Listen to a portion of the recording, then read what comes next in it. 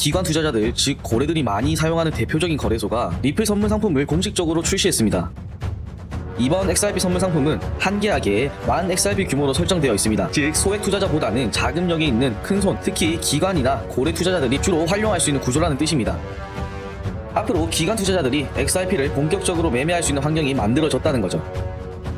이번에 출시된 XRP 선물 계약은 중요한 차이점이 하나 있어요. 바로 이 상품은 미국의 금융 규제 기관인 CFTC의 정식 규제를 통해서 출시됐다는 점입니다. 미국 최대 암호화폐 거래소 코인베이스가 리플 선물 상품을 공식적으로 출시했습니다. 기관 투자자들 즉 고래들이 많이 사용하는 대표적인 거래소가 바로 코인베이스입니다. 그런 코인베이스에 XRP 선물 상품이 상장됐다는 건 이전 영상에서도 계속 강조해드렸던 기관 자금 유입 흐름이 점점 더 명확하게 드러나고 있다는 신호로 보여요. 이번 영상에서는 XRP 선물 상품이 실제로 출시됐다는 이슈가 기관 투자에 어떤 영향을 주고 시장 전체의 흐름에 어떤 의미를 갖는지, 그리고 XRP 투자자 입장에선 어떤 기회와 리스크가 있는지까지 차근차근 풀어보도록 하겠습니다. 설명 들어가기 전에 구독, 좋아요, 알림 설정 한 번씩 부탁드립니다. 자, 먼저 팩트부터 정리할게요. 25년 4월 3일에 코인베이스는 미국 상품선물거래위원회 CFTC에 XRP 선물 상품을 자율 신고했습니다. 이건 우리가 이런 상품을 상장할 계획이니 규제기관에 정식으로 알립니다라는 절차예요. 그리고 그 신고 이후 바로 어제 25년 4월 21일부터 정식 거래가 시작됐습니다. 이번에 출시된 XRP 선물 계약은 다른 거래소에서도 흔히 볼 수 있는 선물 거래와 같은 상품이지만 중요한 차이점이 하나 있어요. 바로 이 상품은 미국의 금융 규제기관인 CFTC의 정식 규제를 통해서 출시됐다는 점입니다. 바이낸스, 바이비트, OKX 같은 글로벌 거래소들도 XRP 선물 상품을 제공하고 있지만 대부분 미국 외 국가를 기반으로 운영되기 때문에 미국 내 기관 투자자들이 공식적으로 접근하기 어려운 구조였어요. 이번 코인베이스의 XRP 선물은 미국 제도권 안에서 처음으로 합법적으로 투자할 수 있는 XRP 파생 상품이라는 점에서 매우 큰 의미를 가집니다. 이게 왜 중요하냐면 XRP는 한동안 미국 내에서 SEC와의 법적 이슈가 있었기 때문에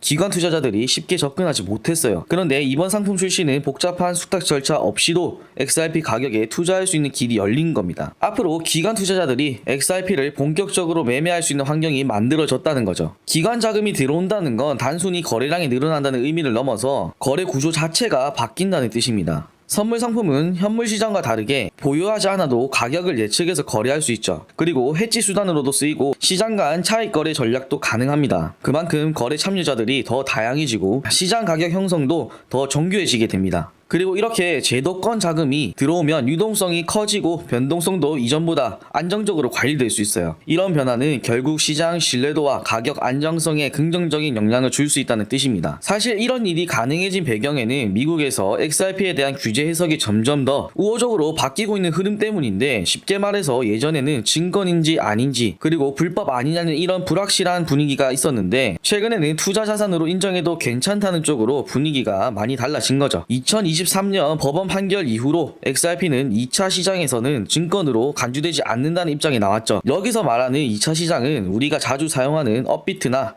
바이낸스, 비트겟 같은 거래소를 말합니다. 이 입장이 항소심에서도 유지되면서 코인베이스 같은 대형 거래소도 XRP 상품을 본격적으로 다루기 시작한 겁니다. 이건 코인베이스만 해당되는 게 아니라 미국 전체의 규제 분위기가 XRP를 투자 가능한 자산으로 받아들이고 있다는 신호로 해석할 수 있어요. 이번 XRP 선물 상품은 한계하게 10,000 XRP 규모로 설정되어 있습니다. 즉 소액 투자자보다는 자금력이 있는 큰손, 특히 기관이나 고래 투자자들이 주로 활용할 수 있는 구조라는 뜻입니다.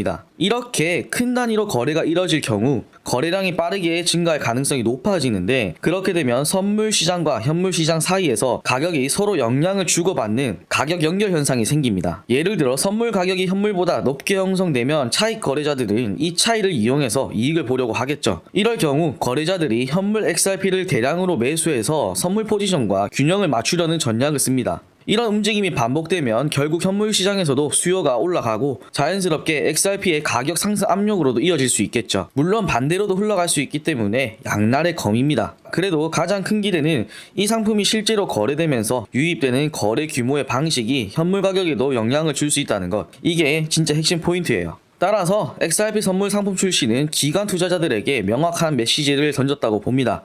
그 말은 곧 앞으로 XRP 관련 상품은 더 다양해질 수 있고 특히 현물 ETF로 연결된 가능성도 열리게 되다는 뜻이겠죠. 또 지금처럼 금리 인하 기대감이 높아지고 달러가 약세 흐름을 보일 경우엔 국경을 넘어가는 송금 구조 안에서 XRP 같은 브릿지 통화의 수요가 다시 급격히 늘어날 수도 있습니다. 이번 이슈는 기관 투자자들이 다시 XRP를 눈여겨보는 계기가 될 수도 있고 XRP가 앞으로 더 많은 제도권 자금과 시장 주목을 받게 되는 하나의 중요한 전환점이 되겠네요. 일봉 차트를 보면 어제 상승했던 부분은 다시 모두 빠지고 0.236을 지켜주면서 반등의 흐름을 보이고 있습니다. 0.236을 지켜줄 경우에는 0.382 그리고 0.5까지는 충분히 올라갈 자리로 보이고 0.5 구간이 강한 저항 구간으로 보입니다. 또 다른 관점에서 보면 4시간봉 차트인데 단기 하락 추세는 돌파했다고 말씀드렸고 그 다음 중요하다고 알려드린 게 바로 이 상승 채널을 유지해주느냐 마냐의 문제였죠. 현재 상승 채널 하단을 지켜주면서 반등의 흐름을 보여주고 있습니다. 이 추세를 타고 상승 흐름이 지속적으로 나와줄 경우에는 앞에서 체크했었던 피보나치 0.5 구간인 2.5달러 구간까지 상승길이 열리게 되고 그 구간은 장기 하락 추세 저항선과 겹쳐지는 구간이기 때문에 단기 차익을 노리고 진입하신 분들은 수익 실현하시는 것을 추천드립니다. 만약 상승 채널을 지켜주지 못하고 빠질 경우에는 다시 한번 주황색 하락 추세까지 내릴 수 있는데 이럴 경우에는 지켜줄 확률보다 뚫고 내려갈 확률이 더 높아요.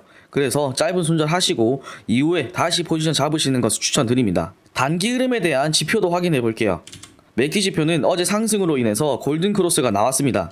다만 현재 히스토그램 양수가 줄어들고 있고 데드크로스를 할 수 있는 흐름이 보입니다. 반대로 RSI 지표는 기준점 52로 올라와줬기 때문에 상승 관점에서는 기대해볼 만한 흐름이 나올 수 있지 않을까 보이는데 맥디 지표가 보여주는 현재 흐름 때문에 보수적으로 접근하는 것이 좋을 듯 보여요. 그 말은 즉 현재 시장의 흐름이 어렵다는 말이고 상승도 하락도 애매하다는 겁니다. 그리고 차트만 보면 안 되는 이유가 있어요. 지금 XRP는 미국 내에서 법적 지위도 점점 안정돼 가고 있고 튜크리움 레버리지 ETF, 비트노미얼 XRP ETF 같은 다양한 기관 상품도 생겨나고 있습니다. 게다가 XRP는 낮은 수수료와 빠른 처리 속도 덕분에 실제 송금 솔루션에서도 실용적인 강점을 많이 가지고 있고 세계에서도 많은 관심을 가지고 지켜보고 있다는 점은 제가 영상에서 많이 말씀드렸습니다. 오늘은 코인베이스의 XRP 선물 상품 이슈를 중심으로 이게 시장에 어떤 의미를 주는지 기관 투자와 가격 흐름엔 어떤 영향을 줄 수 있는지 정리해드렸습니다. 이런 뉴스는 한 줄 기사로 보면 별거 아닌 것처럼 보일 수 있지만 그 안에 담긴 시그널은 절대로 가볍게 볼 수 없다는 거 이 영상 보신 분들은 다 느끼셨을 거라 생각합니다. 앞으로도 이런 흐름들을 뉴스, 해석, 투자자 관점으로 계속 연결해서 전달해드릴게요. 오늘 영상이 도움이 되셨다면 구독, 좋아요, 알림 설정 부탁드리고요. 질문이나 의견은 아래 댓글로 언제든지 남겨주세요. 영상 끝까지 시청해주셔서 감사합니다.